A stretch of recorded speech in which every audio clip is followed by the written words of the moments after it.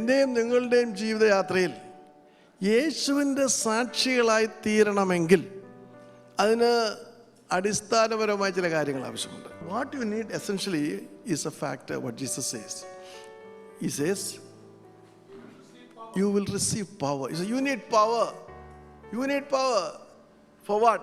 To be effective testimonies. If you want to be a witness for Jesus Christ, you need to have power. യേശുവിൻ്റെ സാക്ഷികളാകണമെന്ന് ആഗ്രഹിക്കുന്നവർക്ക് ആവശ്യമായിരിക്കുന്നത് ശക്തിയാണ്. You need power. Without power you cannot become a testimony for Jesus Christ. And you must understand, this is not the physical power that is required. Physically you may be weak, no doubt. You may be sick, no doubt. But it's not that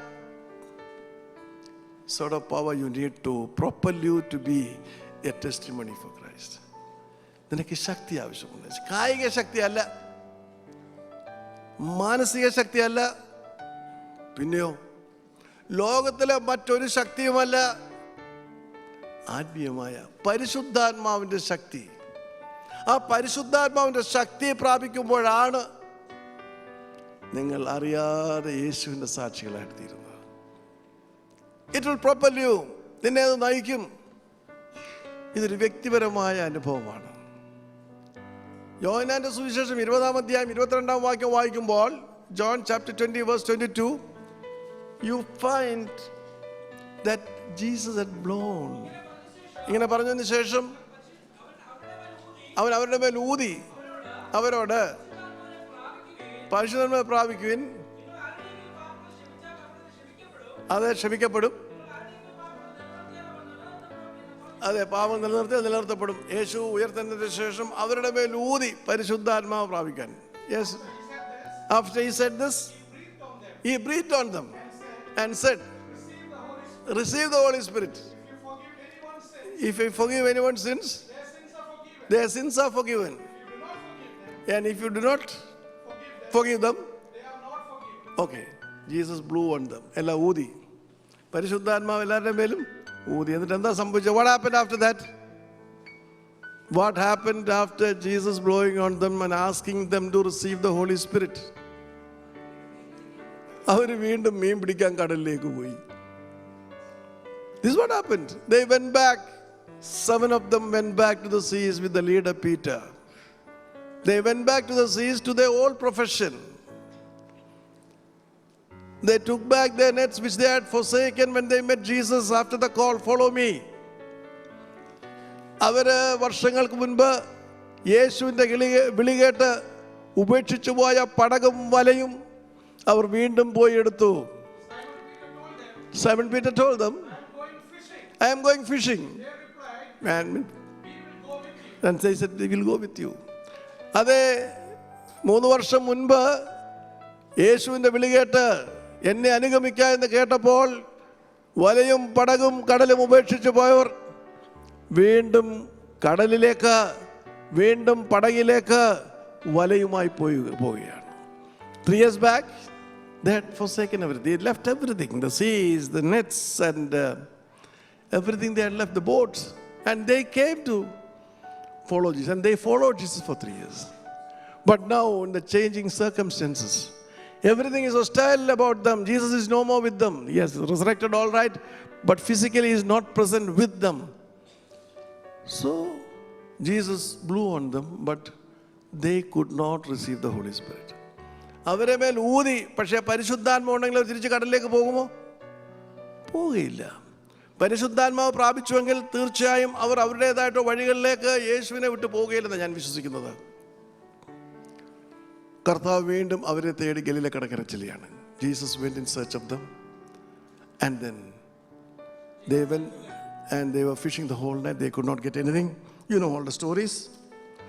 And finally, Jesus serves them breakfast, and he reinstates Peter. പത്രോസിനെ വീണ്ടും യഥാസ്ഥാനപ്പെടുത്തുന്നു. തന്നെ തള്ളിപ്പറഞ്ഞ് തൻ്റെ ശിഷ്യന്മാരെ കൂട്ടിക്കൊണ്ട് വീണ്ടും കടലിലേക്ക് പോയ പത്രോസിനെ വീണ്ടും വിളിച്ചു ചേർത്ത് ആ സ്നേഹം പകർന്ന് അവരെ മാടി വിളിക്കുകയാണ്. അപ്പോൾ യേശുക്രിസ്തുവിന് ഒരു കാര്യം മനസ്സിലായി, ഇവരെന്ത് പ്രാപിച്ചിട്ടില്ല? പരിശുദ്ധാത്മ പ്രാപിച്ച ഒരാൾക്ക് രണ്ടാമത് പരിശുദ്ധാത്മാവ് പ്രാപിക്കുമെന്ന് പറയേണ്ട കാര്യമില്ല. താൻ സ്വർഗാരോഹണം ചെയ്യാൻ പോകണം. Is going away, is going to ascend into heaven. And before his ascension, and he calls them and tells them what should do. So he tells them, now I want you to be my testimonies, your witnesses. But to be a witness, what you require is spiritual power. And that power can be given by the Holy Spirit. Now, though I had blown on you, that power is not in you. അപ്പോൾ നിങ്ങൾക്ക് എൻ്റെ സാക്ഷികളായിട്ട് പോകുവാൻ ആഗ്രഹമുണ്ടെങ്കിൽ, if you want to be a witness for Jesus Christ, you need to have power, not this card alone. If you need to receive the power, you need to receive the Holy Spirit. ഈ ശക്തി പ്രാപിക്കുവാൻ കഴിയണമെങ്കിൽ പരിശുദ്ധാത്മാവ് നിന്റെ മേൽ വരണം. The Holy Spirit, is something which stays in you. The experience of Holy Spirit is not an ice cream experience.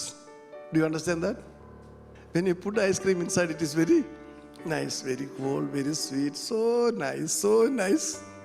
But after 5 minutes, where is the ice cream? Huh? Finished. So Holy Spirit is not for this fasting prayer.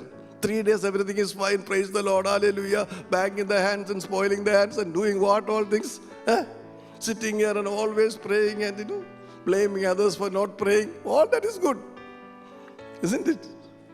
ഇതൊരു ice cream അനുഭവമല്ല. Ice cream എന്ന് പറഞ്ഞാൽ എന്താ? പാലിലിപ്പോൾ നല്ല മധുരമാണ്, നല്ല ഐസ്ക്രീമാണ്. Yes, Manju Warrier കഴിക്കുന്ന ഐസ്ക്രീമാണ്. അവിടെ advertisement ഐസ്ക്രീമിലുണ്ട് അല്ലേ? അതുകൊണ്ട് വളരെ രുചികരമാണ്, ഒക്കെ നല്ലതാണ്. പക്ഷേ 5 മിനിറ്റ് കഴിയുമ്പോഴത്തേക്കും ഐസ്ക്രീമും തീർന്നു, എല്ലാം തീർന്നു. പിന്നെ ഐസ്ക്രീമിനെ കൂടി കിട്ടാൻ പറ്റുമോ? പരിശുദ്ധാത്മാവിൻ്റെ ഐസ്ക്രീം എക്സ്പീരിയൻസ് അല്ല. It's a staying experience in you. നിലനിന്നുകൊണ്ട് ഫലം പുറപ്പെടുവിക്കുകയാണ്. അത് 1 ദിവസത്തേക്കോ 2 ദിവസത്തേക്കോ 3 മാസത്തേക്കോ അല്ല. നിന്നെ നയിക്കുന്ന, നിന്റെ ജീവിത അവസാനം വരെ നിന്നെ നയിക്കുന്ന ശക്തിയാണ് പരിശുദ്ധാത്മാവിൻ്റെ ശക്തി. അവിടെയാണ് അനേകർക്ക് വീഴ്ച സംഭവിക്കുന്നത്. It is not a temporary force, it's not a temporary power, it's a permanent power. But to keep it is very difficult. To retain it's very difficult. ഈ പരിശുദ്ധാത്മ ശക്തി പ്രാപിച്ച് ഒരുപാട് പേര് എനിക്കറിയാം. പക്ഷെ ഇന്ന് ശക്തിയില്ല. അതിൻ്റെ കാരണം, ഈ ശക്തി നിന്റെ വിശുദ്ധി നഷ്ടപ്പെടുമ്പോൾ അത് ചോർന്നു പോകും. അതതിൻ്റെ വലിയ പ്രശ്നം.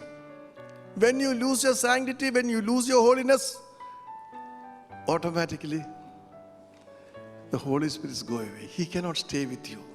Because he is holy. It's the Spirit of God.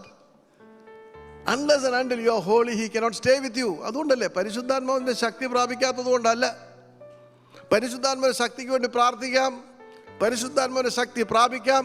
എന്നാൽ പരിശുദ്ധാത്മാവിൻ്റെ അനുഭവത്തിൽ നിലനിന്ന് ഫലം പുറപ്പെടുവിക്കണമെങ്കിൽ നിന്റെ ജീവിത വിശുദ്ധി ഒരു പരമപ്രധാനമായ കാര്യമാണ്, അതിപ്രധാനമായ കാര്യമാണ്. ഇതെല്ലാം പടുത്തുയർത്തുന്നത് നിന്റെ വിശുദ്ധിയിലാണ്. നിന്റെ വിശുദ്ധി എന്ന് നഷ്ടപ്പെടുന്നുവോ അന്ന് പരിശുദ്ധാത്മാവിനോട് യാത്ര പറയും.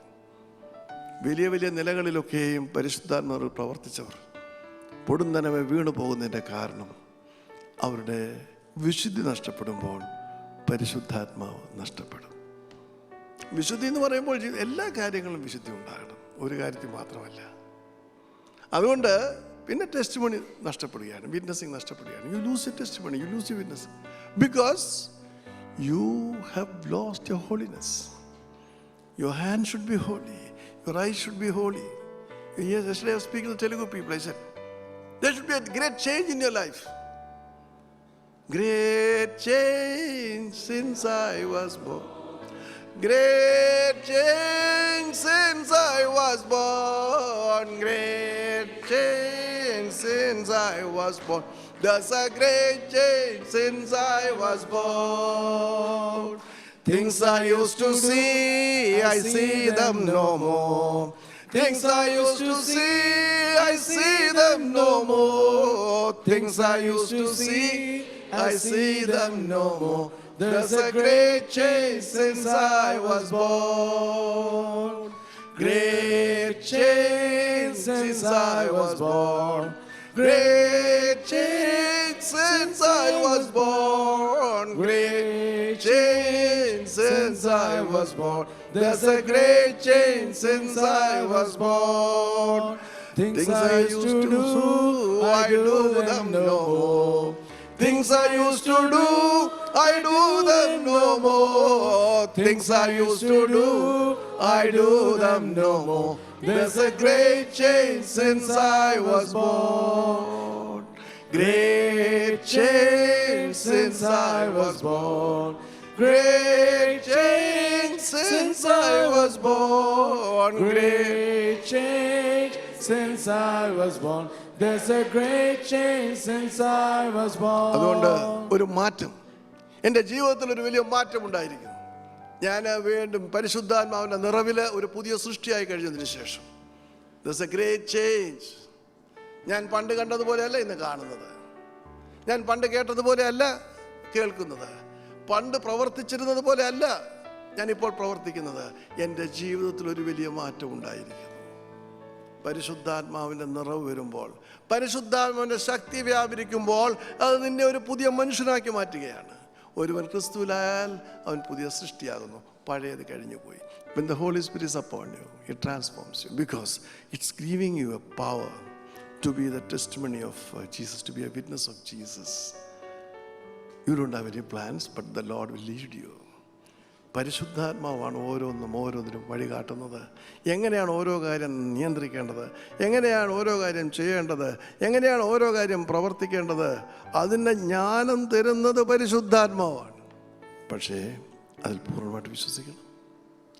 ആ പരിശുദ്ധാത്മ നിറവിൽ തന്നെ പ്രവർത്തിക്കണം. അതിൽ ചോർച്ച ഉണ്ടാകരുത്. You have to be fully in the Spirit and you have to grow in the Spirit. There are two things that can happen. You can quench the Spirit. പരിശുദ്ധാത്മാവിനെ കെടുത്തിക്കളയാം, പിന്നെ പരിശുദ്ധാത്മാവിൽ വളരുവാൻ കഴിയും. How do you quench the spirit? പരിശുദ്ധാത്മ ശക്തിയൊക്കെ പ്രാപിച്ചു എല്ലാം. എങ്ങനെയാണ് നീ പരിശുദ്ധാത്മാവിനെ കെടുത്തിക്കളയുന്നത്?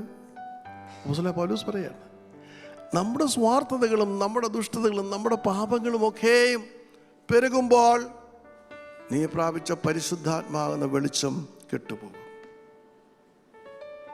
നീ ദൈവത്തിന് വേണ്ടി കൂടുതലായി പ്രവർത്തിക്കുമ്പോൾ, നിന്റെ വിശുദ്ധിയിൽ നീ വളരുമ്പോൾ, ദൈവകൃപയിൽ വളരുമ്പോൾ നിന്റെ പ്രകാശം വർദ്ധിച്ചുകൊണ്ടേയിരിക്കും. അപ്പോൾ നിനക്ക് പ്രകാശിക്കുവാൻ കഴിയും. എന്നെ ശക്തനാക്കുന്ന ക്രിസ്തു മുഖാന്തരം ഞാൻ സകലതും മതിയാകുന്നു. I can do all things through Christ who strengthens me. And how? It's the power of the Spirit. You see, the Holy Spirit is what? It's the Spirit of Christ. It is also called as the Spirit of Christ.